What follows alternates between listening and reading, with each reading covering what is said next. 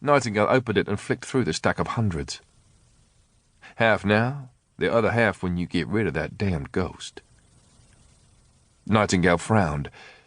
This isn't an exact science, Joshua. I can't even guarantee that I can get rid of the ghost. I don't even know if it is a ghost. Well, you've got $5,000 at the other end to help you figure it out. You'll do it, Nightingale. I have no doubts. Do you have everything you need? Nightingale patted the black nylon overnight bag next to him. I'm good. So, tell me about David Warner II. He's a captain of industry. An absolute Renaissance man of business and finance. His grandfather, Frederick Warner, had made his fortune in the oil business. His empire second only to John D. Rockefeller's. In the early 19th century, David Warner's father used the family fortune to break into various areas of finance. He was said to have been present at the fateful meeting on Jekyll Island off the coast of Georgia, the precursor to the foundation of the Federal Reserve. Since then, the Warner family has gone on to become one of the wealthiest and most ruthless business dynasties in the world. David Warner II alone is worth over $40 billion. Nightingale raised his eyebrows. Wow. And the haunting? It all came out at a board meeting that I attended last week. He turned up bleary-eyed and disheveled. His suit was frayed and rumpled. His eyes were bloodshot. He was a mess, Jack. Clearly something was very wrong.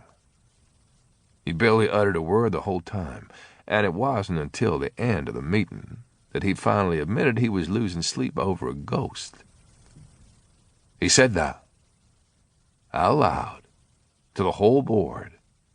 I cut him short and we ended the meeting. But I made sure I had a few private minutes with him before he left. That's when I got the full story. 2 years ago, a ghost or demon infiltrated his house and has been wreaking havoc. But only recently did the activity grow more dangerous, with priceless furniture and art getting smashed to bits and fires starting in odd places, threatening to burn the entire house down, all 70,000 square feet of it. Did he describe the ghost? He was vague. I'm not even sure if he's seen a ghost. A poltergeist, maybe. Just physical manifestations of the presence.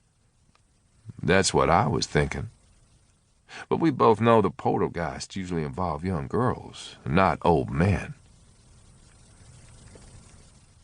Eventually they pulled up in front of a wrought iron gate at the edge of a forest, the sun already close to setting. This is where we drop you off, said Wainwright. You don't want to see him? Wainwright shook his head. He said I wasn't to go to the house. He's agreed to allow you in, but he doesn't want me there. Call me when it's done. Terrific, said Nightingale. He grabbed his bag, climbed out of the limo and lit a cigarette as it drove away. He waited until the limo had disappeared into the distance before walking over to a brick guardhouse. A guard shone a flashlight into Nightingale's eyes. Jack Nightingale, said Nightingale.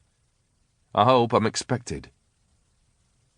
ID, please, said the guard in clipped tones that suggested he was former military. Nightingale handed over his driving license, and the guard compared it to his face, then noted down the details on a clipboard before handing it back. This way, sir, he said, and showed Nightingale through the guardhouse and out of a side door. He pointed towards the mansion in the distance. There you go, sir. You'll find another security officer close to the main house. Nightingale turned up the collar of his raincoat and walked a few hundred meters in the imposing shadow, craning his head each time he heard rustling in the woods. Night birds began singing their soft songs. Twigs snapped under his hush-puppies. Up ahead he saw another guard box, this one small and squat with a street lamp glowing beside it. Inside was a pale night watchman wearing grey overalls and a grey... To keep listening to this audiobook, I've left you a link in the description so you can do it, at no cost thanks to Audible's 30-day free trial.